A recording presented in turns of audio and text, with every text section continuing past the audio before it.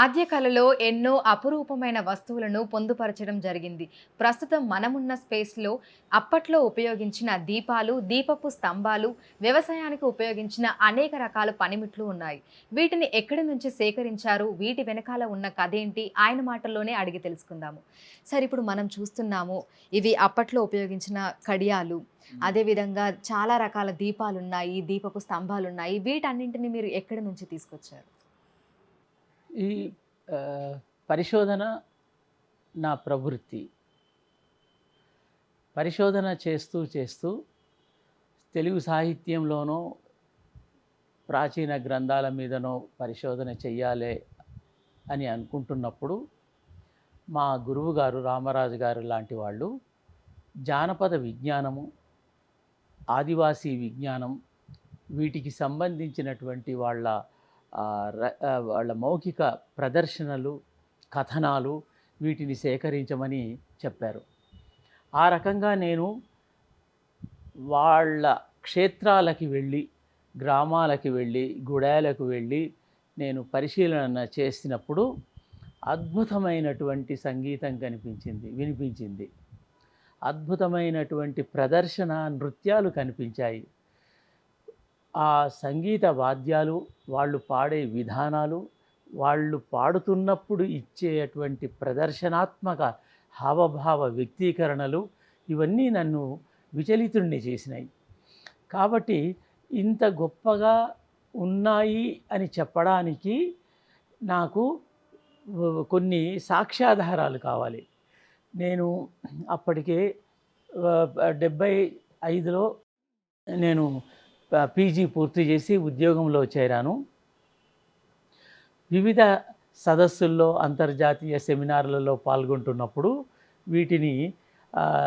వీటి గురించి ప్రసక్తి చేస్తే వాళ్ళు నమ్మేవాళ్ళు కాదు. ఇంత గొప్ప వాద్యం ఉంది, ఇది ఇంతవరకు ఎవరు చూడలేదు, ఏ భరతుడి నాట్యశాస్త్రం కానీ, సంగీత శాస్త్రాలు కానీ ఎక్కడా వీటిని పేర్కొనలేదు అని చెప్తే వాళ్ళు నమ్మేవాళ్ళు కాదు. కాబట్టి నేను తప్పనిసరి ఆ పరికరాలని, వాద్యాలని, అలాంటి వస్తువులని సేకరించాల్సి వచ్చింది. నేను సేకరణ చెయ్యాలని, మ్యూజియం ఏర్పాటు చేయాలని అనుకోలేదు. వీటిని లోకానికి వెల్లడించి మనం అనుకునేటువంటి మామూలు మనుషులలో ఎంత సృజనాత్మకత ఉంది వాటిని తయారు చేయడం. ఒక్కొక్క వాద్యము, ఒక్కొక్క శబ్దాన్ని, ఆ ఒక్కొక్క శబ్దము తమ సమూహానికి ఒక సిగ్నేచర్ ట్యూన్ లాగా వాళ్ళు వాడడము ఒక గొప్ప విషయము. ఇంత వైవిధ్యభరితమైనటువంటి సృజనాత్మకత వాళ్ళల్లో ఉంది అంటే మనం నమ్మలేము. కానీ అది ఒక మహాప్రపంచం, కళాప్రపంచం.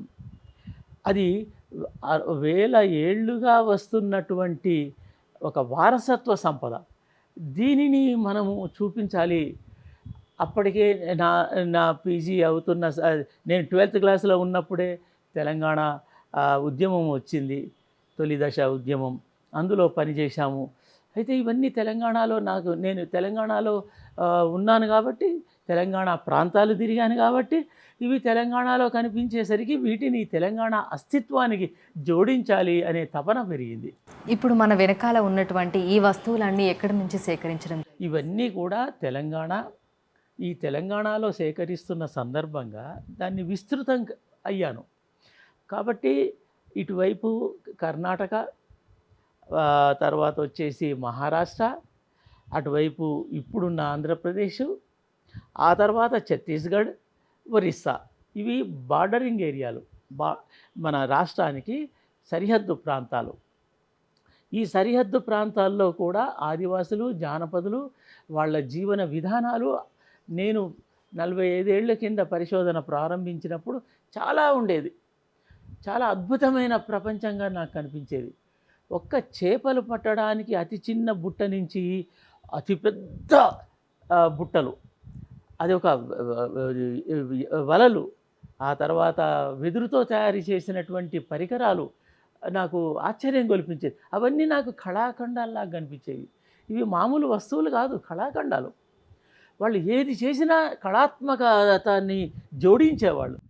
మనము ఇంత సివిలైజ్డ్ అనుకుంటాము, విద్యావంతులం అనుకుంటాము, చాలా పెద్ద ఆ, తోపులు అనుకుంటాం. కానీ కాదు, వాళ్ళ నుంచి మనము ఆ సృజనాత్మకతని పరాయీకరించి వాళ్ళ నుంచి కాపీ కొట్టి తెచ్చుకున్న వాటిని మనము ఉపయోగిస్తున్నాం. కానీ నిజమైన కళాత్మకతకి సింబల్స్గా ఆ పరికరాలు, వస్తువులు ఉన్నాయి. మీరు ఒక ప్లేస్‌కి వెళ్ళినప్పుడు వాళ్ళు మిమ్మల్ని నమ్మడానికైనా సరే, మీరు వీటిని సేకరించడానికైనా సరే చాలా సమయం పడుతుంది. మీరు వాళ్ళతోటి ఎట్లా కమ్యూనికేట్ అయ్యారు? నేను వాళ్ళతో నేను ఫీల్డ్ వర్క్‌కి పోతున్నానంటే, నేను మామూలు మధ్యతరగతి కుటుంబీకుడినే. నా వాళ్ళలో కలిసిపోయే విధమైన దుస్తులు వేసుకునేవాడిని. వాళ్ళ భాషని నేను అనుకరించడానికి ప్రయత్నం చేసేవాడిని. ఆ తర్వాత వాళ్ళ కుటుంబ సభ్యులతో కలిసేవాడిని. ఇదంతా అది ఉద్యమాలలో నుంచి కూడా కొంత నేర్చుకున్నాను. వాళ్ళ ప్రజల్లో కలిసిపోవాలి. ప్రజలలో పనిచేయాలన్నా, ప్రజల నుంచి సమాచారం రాబట్టాలన్నా ప్రజలలో కలిసిపోవాలి. ప్రజలలో కలిసిపోవాలంటే వాళ్ళ తిండి, వాళ్ళ నీళ్ళు, వాళ్ళ బీడీ, వాళ్ళ సారాయి, వాళ్ళ పరిసరాలు, వీటిని ప్రేమించాలి. తప్పు పట్టకూడదు. అవి వేల ఏళ్ల నుంచి వస్తున్నటువంటి ఆచారాలే తప్ప అందులో తప్పు పట్టాల్సింది ఏమీ లేదు. కాబట్టి వాటిని మనము ప్రేమించడం మొదలుపెట్టాలి. ఆ మనుషులని ఆలింగనం చేసుకోవాలి. ఆ తల్లుల మట్టెల చప్పుడు, ఆ తల్లుల చేసే అటువంటి పనులలో ఒక రిథమ్, ఒక లయాత్మక సంగీతం ఉంది. అది వినడం నేర్చుకోవాలి. అది విన్నాను కాబట్టి వాళ్ళు అభిమానించేవాళ్ళు. అప్పుడు హోటళ్ళు అవి అసలే లేవు. ఆ ఏరియాల్లో అసలు ఉండవు. వాళ్ళు పెట్టిన దానిని మనము తృప్తిగా ఆరగించాలి. మనకి కొంత కష్టంగా ఉండొచ్చు కొన్ని కొత్త ఆహార పదార్థాలు తినడంలో. కాబట్టి వాటిని అభిమానించడాన్ని చూపించి ఆ మనుషులని ప్రేమించడం ఈ ఈ నాకు సహజంగా అబ్బిన గుణం. ప్రజలని ప్రేమించాలి. ప్రజల ఆత్మీయతని, ఆ అభిమానాన్ని చూరగొనాలి. ఈ యాటిట్యూడ్ నాకు పనికొచ్చింది. సరే, ఆదివాసీలలో ఎన్నో తెగలుంటాయి. మీరు చాలా తెగల వాళ్ళ దగ్గరికి వెళ్ళి ఉంటారు. సో, మొత్తంగా మీరు సేకరించిన అంటే ప్రస్తుతం ఇప్పుడు మనం ఏదైతే స్పేస్‌లో ఉన్నామో, ఇక్కడ మీరు సేకరించినటువంటి ఈ వస్తువులు ఎన్ని తెగలకు సంబంధించినవి అనుకోవచ్చు? ఎన్ని రకాల్లో ఉన్నాయో చెప్పగలుగుతామా ఈ కళాఖండాలు? తప్పనిసరిగా అది ఇప్పుడు తెలంగాణ రాష్ట్రంలో 18 రకాల ఆదివాసులు ఉన్నారు. ఈ ఆదివాసుల్లో ఆదివాసీ తెగలున్నాయి. వాటికి సంబంధించిన ఉపతెగలున్నాయి.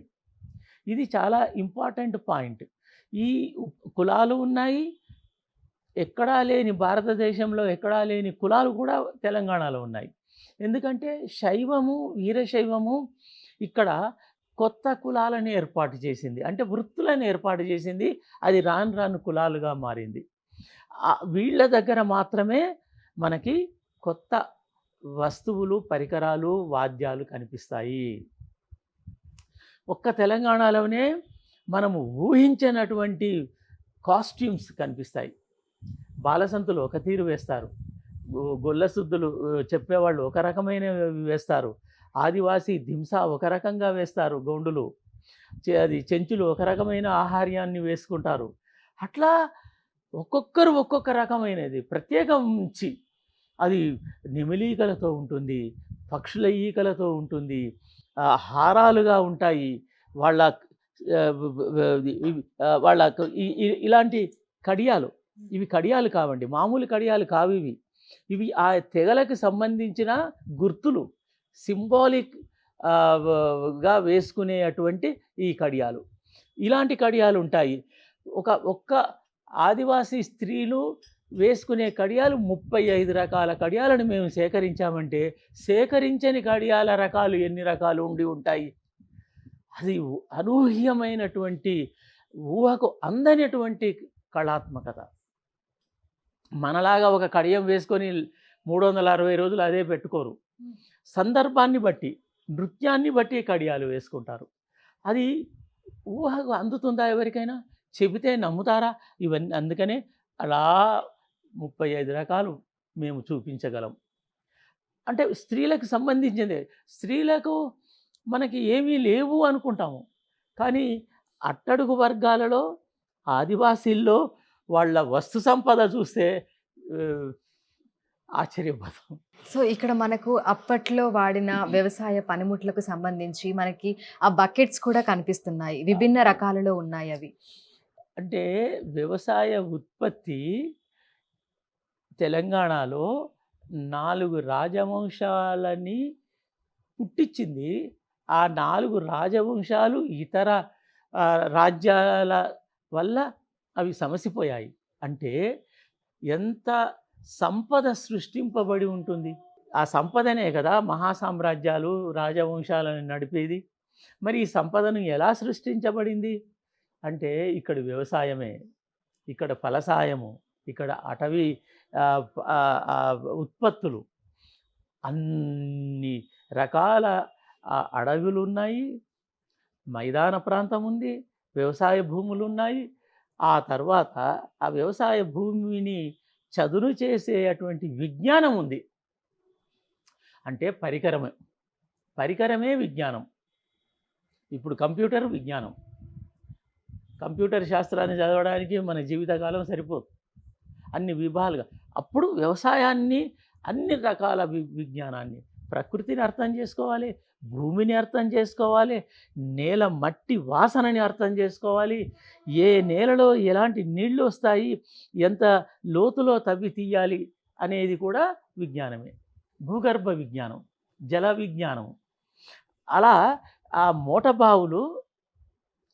మోట బావులని తవ్వించి, నిర్మించి, దాని నుంచి ఎడ్లను, పశువులని ఉపయోగించి నీళ్ళని తోడడం.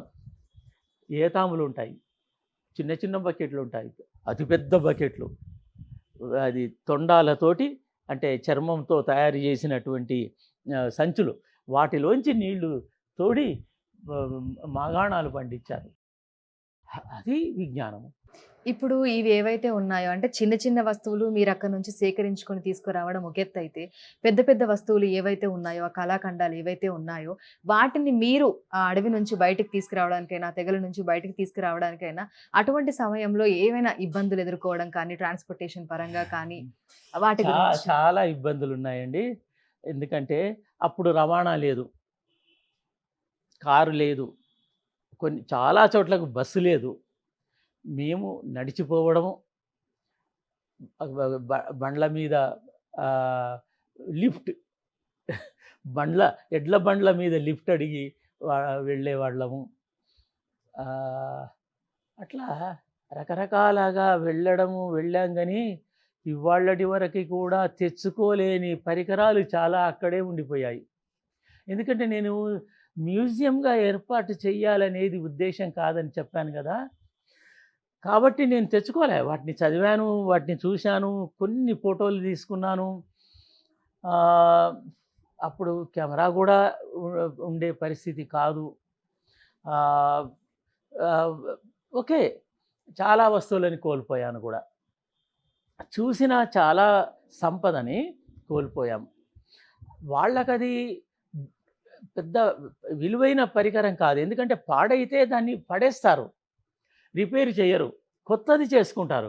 ఎందుకంటే వాళ్ళ చుట్టూ ఆ విజ్ఞానం ఉంది, వాళ్ళకి ఆ శక్తి ఉంది, తయారు చేసే శక్తి.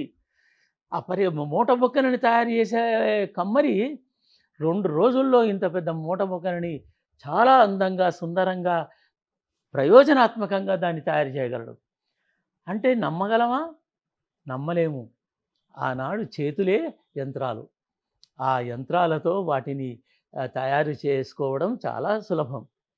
వాళ్ళు ఆ లోహాలని కూడా కరిగించి తయారు చేసుకునే ఒక సంప్రదాయం నుండి వచ్చారు. కాబట్టి వాళ్ళకి ఏది కష్టం కాదు. కానీ జీవితంలో వాళ్ళ విద్యుక్త ధర్మాన్ని, మానవ ధర్మాన్ని వాళ్ళు పాటించారు. కాబట్టి ఇతర వర్గాలు ఆనందించాయి. వాళ్ళు శ్రమించారు, వాళ్ళ శ్రమజీవులు. వాళ్ళ గోళ్ళు ఊడగొట్టి వాళ్ళ దగ్గర వాళ్ళు పండించిన పంటలని పన్నుల పేర నిజాము, అంతకు ముందు రాజులు, తదనంతరపు పాలకులు కూడా అలాంటి పని చేశారు. కాబట్టి వాళ్ళు నిరుపేదలుగానే ఉన్నారు. కానీ వాళ్ళ సృజనాత్మకతలో, కళాత్మకతలో ఒక గొప్ప సంపదల సృష్టికర్తలు. ఈ సృష్టికర్తల టెక్నిక్స్ మనము పక్కన పెట్టాము. వాళ్ళ గురించి కేవలం ఆర్థికంగా వాళ్ళ గురించి ఆలోచించడం మొదలుపెట్టాను తప్ప, ఇప్పటికీ ప్రభుత్వాలు ఏం చేస్తాయి, ఆర్థికంగా వాళ్ళకి పథకాలు చేస్తాయి. కానీ వాళ్ళలో ఉన్న ఈ సృజనాత్మకతని రక్షించండి. ఈ ఈ ఈ ఈ కళాత్మకతని రక్షించండి. ఇది సంపద. ఇది జాతి సంపద. ఇది కోల్పోకుండా ఉండాల్సిన సంపద. ఇవాళ పేదరికం నుంచి బయటపడొచ్చు. కానీ కోల్పోయిన కళాత్మక సృజనని మనము మళ్ళీ తిరిగి పొందగలమా? వాటికి ప్రతినిధులుగా ఈ వస్తువులు ఉన్నాయి. ఇవి జాతి సంపద. మానవ విజ్ఞాన కరదీపికలివి. వీటిని చూడడం ప్రతి ఒక్కరూ వారికి ఒళ్ళు జలధరిస్తుంది అని నేను అనుకుంటాను. మానవులైతే స్పందన ఉంటే చాలామందిలో ఉంది. కానీ కొంతమందికి ఈ వస్తువులు ఏముంది అని అంటారు. కానీ ఈ వస్తువులే కదా మన తాత ముత్తాతలని మనని పెంచి పోషించి ఒక స్థాయికి తెచ్చింది. ఆ పరికరాల సృజనే కదా, వాళ్ళు ఇన్వెంట్ చేస్తేనే కదా, కనుక్కుంటేనే కదా ఈ ఈ సంపద సృష్టించబడింది. అది మనకి పరికరంలాగా కనిపిస్తుంది. కానీ అది గొప్ప కళాత్మకతని జోడించుకున్నటువంటి ఒక వస్తువు, ఒక కళాఖండంగా దాన్ని మనము భావించాలి.